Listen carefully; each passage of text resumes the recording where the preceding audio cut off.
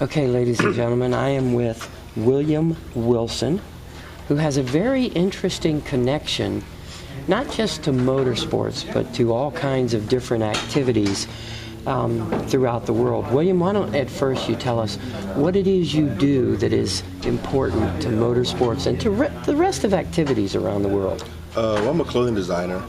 I do suits for private clients. I have a lot of athletes, celebrities, entertainers, some NASCAR drivers, but I also make some of the champions jackets for some of the NASCAR races, some of the PGA golf tournaments, as well as some different other athletic events like the Bronco Nagurski Award, which is awarded to the top college football, defensive football player in the country. They do right there at the Westin every year.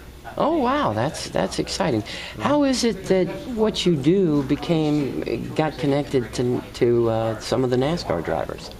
Well, I used to volunteer and crew and stuff with a motorsports team back in the day with Ultra Motorsports. Okay. And so I always had I always enjoyed watching NASCAR and being involved in it.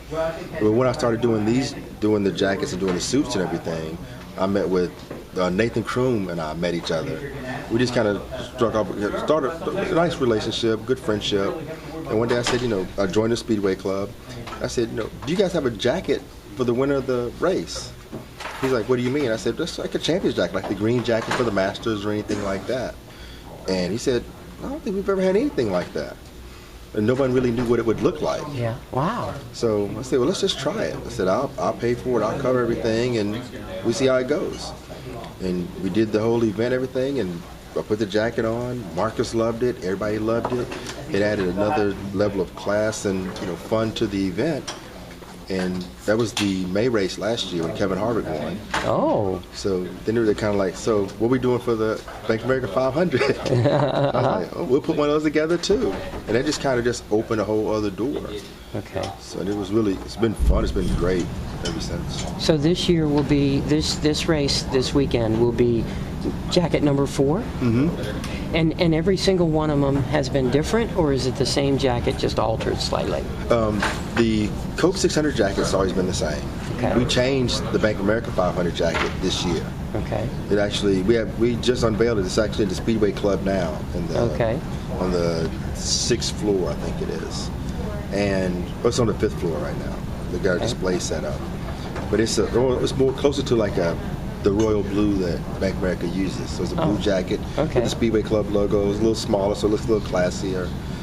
So it's just really, really nice event. It's a jacket that a driver, the winner of the race, can wear to an event that he attends that requires a slightly higher dress code than just a pair of jeans and a shirt, obviously. Right. But it has the Speedway Club logo on it, so it may not be something if he was going to a fraternity club meeting or something like that, he may not wear just because of the logo and things. But it's something going on at the Speedway Club, or he had to do an appearance here at the club, or somewhere he had to represent himself as the winner of the race. Absolutely. And whoever wins the race Saturday night will be only the 4th driver who has one, correct? Absolutely, and they will be the first to have this color. The first to have this color. Mm-hmm. Okay, let's digress just a little, if we will. All right. Sure. How old were you when your mind said to you, I want to make clothing for a living? I'm concerned about how people look. Actually, I never wanted to do it. It was never, I never in my lifetime thought about owning a clothing line or doing any of this kind of stuff. It never crossed my mind. 6 months before I did it, I wasn't even thinking about doing it. So what caused you to think about doing it and doing it? Well, I'm from a little small town in Arkansas. Okay. So I grew up watching TV, and my dreams were I'd watch the guys doing business deals and on the phone and just moving and shaking. I always said I want to be one of those movers and shakers. And Charlotte is such a new city that no one has really established themselves as the person in anything. Oh. But I said I want to be a mover and shaker. But I didn't know any movers and shakers, and I didn't know where any movers and shakers were. Okay. So I said, well, the best thing I could do is try to find out where they are. So I would put on a suit, and I always like to dress well. So I'd put on a suit and I would go to a meeting. I actually owned a construction company. Oh my goodness. But I had lead guys that were on the job site, so for all intent and purposes, my day was over by 8:30, 9 o'clock. Okay. I was playing 36 holes of golf 4 days a week sometimes. Wait a minute, that's a pretty good job in itself. Oh, I loved it. It was a good one. Uh-huh. But you just kind of look at the trends. When you looked at the market, everybody was getting mortgages really easy. You're going to give people making $40,000, $300,000 mortgages till Right. something's going to give. And if you do it on a big, expansive, a big mass of people, when it bubble bursts, they're all going to burst. Yes. Which it Yes. did.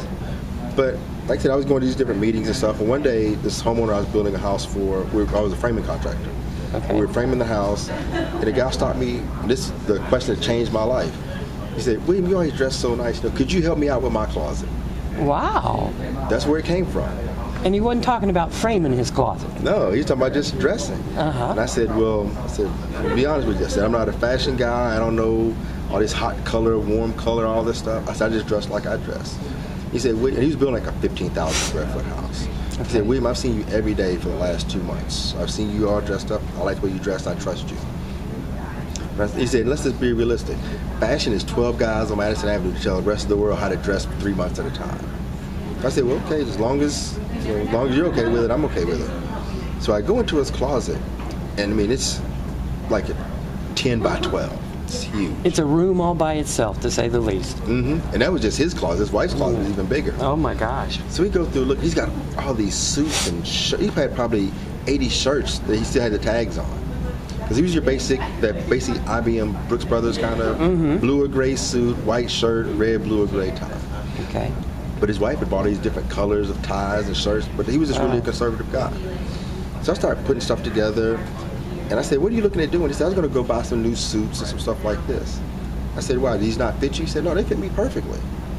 I said, then why are you going to go out and buy stuff that looks just like what you already have? So he said, I just want to just freshen it up. I said, well, you want to freshen up your suits. That's pretty much, just change your shirt and tie. Right. Because typically when someone says they like your suit, they like the suit, shirt, tie combination. That's what they like. Right. The suit just kind of sets the framework. So we go through and I put all these different designs together. And his wife's loving it. He's kind of like, I don't know. So I said, look, you're an executive, so I know you have a white shirt at work. Every executive has a white shirt at work because Right. they spill coffee or something.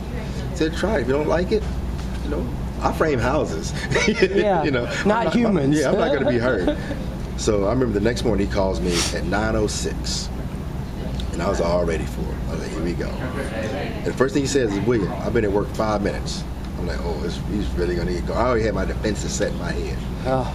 And he says, I've been at work for 5 minutes, and 4 women have already told me they like my new suit. Oh, wow. So he was hooked. And from that point, he started telling other people. So now I'm getting these random phone calls from people wanting me to help them out with their closets. Okay. So I said, I'm like, I got a company to run. I don't really have time for this. And it's messing with my golf game. Uh-oh. Because again, I wasn't even thinking about this kind of deal. Sure. So I said, okay, what I'm going to do is I need to get paid for it. Right. So I said, but I really didn't want to do it. So it's funny how God works. He will open a door. If you don't want to go through it, he'll keep leading you to that door. So I said, I'm going to give them a go-away price. I mean, if I give a big enough price, they'll just go away. Right. Okay. So I said, I'll do it. It's going to cost you $200 an hour, 2 hour minimum. They're like, okay. Now, again, I'm a country boy from Arkansas. $400 is a lot of money where I'm from. Yes, sir. But I'm not thinking about, these are guys living in $3-4 million homes, driving $150,000 cars. They'll drop $400 at a lunch meeting. Right. But, I mean, it was just the weirdest thing to me. But I just started doing more and more of those. Then I started realizing, I'm telling these guys what to go out and get. They're trusting me. If I can provide that to them, there may be a business in this. Sure. Because again, I'm looking at the economics of what's going on, all these people getting homes. I'm like, something's got to happen at some point. So I just buckled down and spent a whole lot of time online and reading books and going to my alterations guy and just sitting in the back room watching them sew suits and take suits apart and fix things and things like that. Built my infrastructure, and here we are. You still do the framing? No. God looked out for me in such a manner. It's like you cross the bridge. As soon as you get off the bridge collapses. As soon as I started this company, the market just crashed. The bottom fell out. I started my company. William Wilson Clothing, will be 4 years old in November. Wow. So I've been very, very blessed. Yes, you have. To become as big as you are in such a short little time, as known as you are, you know, in such a short little time. So who was the first driver you ever had contact with? The first driver I did clothes for was Kevin Conway. Okay. I did his suit when he won Rookie of the Year in 2010. When he went to the awards banquet, he was wearing one of my suits. Oh my goodness. Yeah, he was the first one. Okay. Al Wallace was my first celebrity client overall, and he's a defensive end with the Panthers. He'd retired since then, but we met while he was still playing ball. And Al, when he played, he was 6'5", 280. So it's a big guy. You don't want to mess up that suit. Yeah, exactly. And then that led to Mike Minner, and I started doing all Mike Minner's suits. I did some stuff for Mike Rucker, and I started doing stuff for Chris Harris, and then it kind of spread to other teams. So I was doing Brandon McKinney with the Ravens, and it just kind of just spread. So was it just an invitation that led you to be up in the right room of the tower here at Charlotte Motor Speedway? Actually, that started from the infield. Oh, it did? Yeah, there was an event going on, and the Speedway Club had a little booth set up inside with a little display and everything. And Nathan was there. Matter of fact, Emily Van Pocky, she was sponsoring Doug Herbert's drag car that weekend. Okay. And she introduced me to Nathan, and that's how we started talking and everything from that point. Okay. And then, like I said, once I joined the Speedway Club, and we started doing those, then obviously I'm there putting the jacket on them. Right. And it's just been going ever since. Wow, that is pretty fantastic in that respect. Now, just the other night, you and I were both, we ran into each other. That's where we met. We're standing there watching, Kurt Busch do some drag racing and everything. And even at a casual event, everybody was looking at you like, man, he's dressed great. It was an attraction. And one of the teams actually walked up to you and talked to you a little bit, right? And hopefully we'll do some business with you soon? Yeah, how does that feel to you? To just know it doesn't matter where you're at. People look at you and think, what a well-dressed man. It's validating. It's very comforting, but at the same time, it's a very blunt reminder that no matter where you are, someone's watching. Even at the most casual of events, someone's watching what you do. So you have to watch everything you do, where you go, how you do it, because a chance encounter like when you and I met. Right. Now here we are in here. Those chance encounters can be life-changing if you handle them right. So regardless of who it is that you meet, someone's watching you, how you act, how you carry yourself, and the difference between you being successful and being not successful could be how you treated somebody. Did you just blow this person off? Were you so busy wanting to get to Kurt Busch that you blew off Stan Creekmore? Were you so busy trying to get to Marcus Smith that you blew off William Wilson? Those kind of deals. And that's something I see happen a lot in the circles that I'm in. People are so busy trying to get to the guy that's in front of the cameras that they just completely disregard everyone else. And everyone's important. Everyone's important. Everyone, Kurt Busch, without the Stan Evermore's writing about him, no one knows about him. Right. The press is just as important as the drivers. Otherwise, there's just a bunch of guys riding around in circles that nobody knows about because there's no media out about it. Right. You guys are paramount in building their fan base and getting people to know who they are, other than the car's tight, the car's loose, I'm in victory lane, I finished fifth.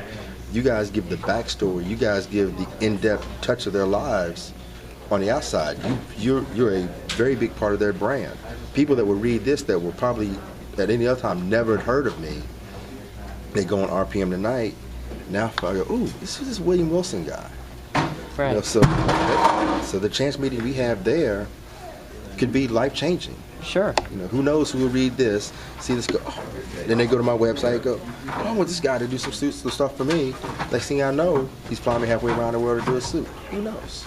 Well, I guess the validity to what you've just said is that, in fact, an ADRL team, a driver and his wife, who were just there watching as well, actually hope to contact you soon and do something for them in the drag racing community. Exactly. And it proves, in a sense, everything you've just said. Now, did you know Kurt Busch prior to Tuesday night? Yes.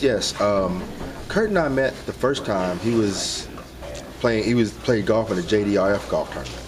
Okay. See, the part that a lot of people don't get to see about Kurt is, his real generous side. They get to see things in sound bites. Unless people who do responsible journalism like you do, really give a good report on what's going on. Instead of creating a story, you report the story. Thank you. And, Kurt, he played, I met him there, we met very casually. Well, and then I was at the Allegro, the Ambassador's Ball for the Allegro Foundation in February. And actually, I and James Anderson, who plays for the Panthers, were all sitting next to each other. Oh, wow. So we just started talking again, and he remembered me, and so we just started talking, we exchanged numbers. He actually came out and played in my golf tournament. Oh, congratulations. A private celebrity golf tournament where we raised money for domestic violence and autism. Oh, wow. And he came out and played, and I knew, it was on a Monday, so they had raced, the day before, but he came out to the party that Monday night. He came out to the party and really, spent a lot of time. There's a little girl that I brought out there with me, just kind of like just to have some fun little fashion blog. She's like 11 years old. He took pictures with her and talked with her and just really, hung out with everyone. And then after the tournament, when we had the tournament the next day, a lot of the guys, because they've got to fly out places, and he actually had to fly to Texas to do I think it was like a Wounded Warrior kind of event or something he had to do in Texas. Yeah. But he stayed the whole time for the tournament, and even for a little while after, and talked with people and stuff, and still, so he gave so much more of his time than I expected him to. It was like, hey, man, anytime you need me, just let me know. He showed you, too, how deep of a person he truthfully is. Exactly. Very cordial. The guys who played golf, actually one of my buddies was in his team. He's like, man, he said, Kurt's a whole lot cooler than I thought he was. I was like, really? He said, I just see the hot head and this and this and this. He said, man, that guy's cool. He said, I'm a fan. He said, I'm not even really a NASCAR fan, but I'm a Kurt Busch fan. Okay. So those kind of things. That's awesome. That is. And now, have you made him some clothing? Not yet, but we'll work on that. But you're working on that. We're working on that. Because it's one of those things, business is great, but the only thing business can do, business makes you money. Right. And that's fine. Right. But some relationships are more important than money. Yes. You can always make another dollar somewhere. Okay. You can't always build those kind of relationships and friendships that can last for 50 years. Right.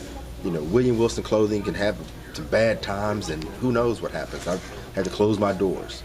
Me and Kurt can still be friends. Yes. But if he decides, he wants to order some stuff, that's cool. Our relationship isn't predicated on, let me get close to him so I can put clothes on him. Right. It's building a relationship there. Just like James Anderson. James Anderson and I, he plays for the Panthers, one of my clients. We were friends and played golf together pretty regularly for almost 3 years before he bought his first suit.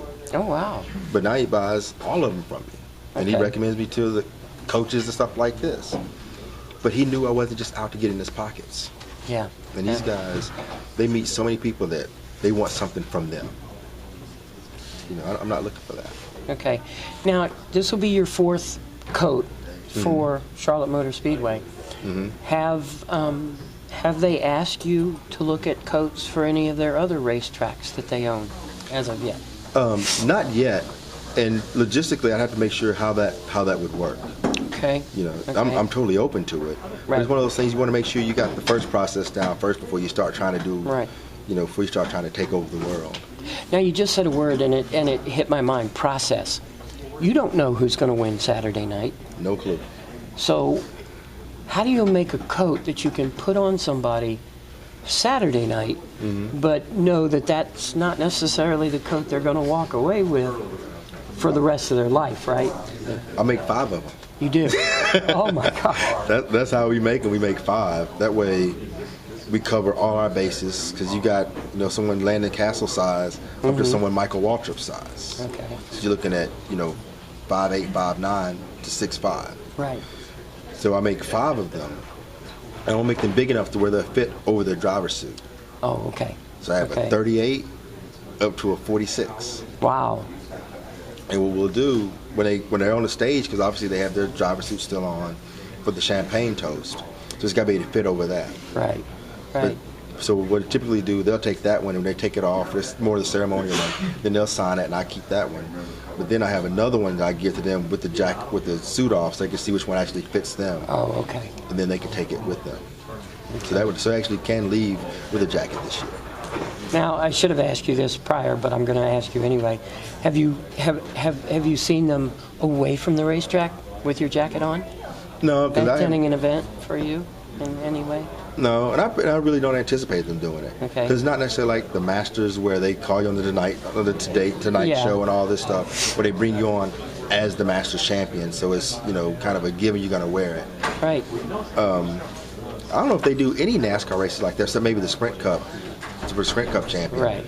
But I would love to do a jacket for the overall Sprint Cup champion. That'd be kind of cool to do. So NASCAR, if you're listening, come see me. I can understand that. But yeah, other than that, they really don't have those kind of events where they would wear the jackets like that. This is basically like another trophy. Okay, but bottom line again, it doesn't matter whether they're a football player, a basketball player, a NASCAR driver, an NHRA driver, a guy who digs ditches, for a construction crew or something. Your interest truly is just making a fine product. Exactly. That looks good on somebody. That's Absolutely. the bottom line. Which is pretty much like what NASCAR drivers and football players and basketball players do when they perform. They want to do a good job that everybody appreciates. Exactly. And it's all about the customer, keeping your customers happy. Yeah. I just acquired a new client that's with SMI, a pretty high-level person at SMI, and it started off a little rough. Oh. It did start off a little rough, but my main focus was to make sure he was happy. And he told me, he said, William, I want to be your biggest cheerleader. Give me something to cheer about. Gotcha. But it was just, the process was so new to him and things like this that, we didn't, there was a lot of miscommunication. Gotcha. And I'll take the hit for that one. Okay, it happens. But I typed him a nice email explaining the whole process, everything that's going on, what had happened, took full responsibility, and he appreciated that. Okay. And like I said, the suit came in, he loved it, it fit well, and now he's ready to buy more stuff. And he's telling other people about me. Awesome. So, finally, because I know I'm taking up a lot of your time and I appreciate you being here, Oh, my pleasure. what do you love about racing the most, NASCAR racing? I like the technical part of it. It's much less about the racing itself. I'm a nerd by nature, so I love to just learn things. Okay. I like the fact that you can have the best race car on the track, then suddenly it gets cloudy. Now suddenly your car's just junk.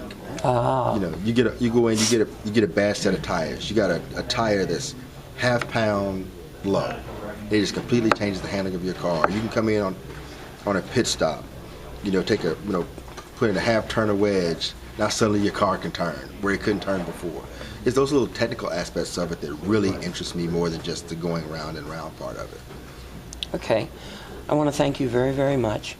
I hope we see a lot more people in your in your attire, because you certainly do make great-looking attire.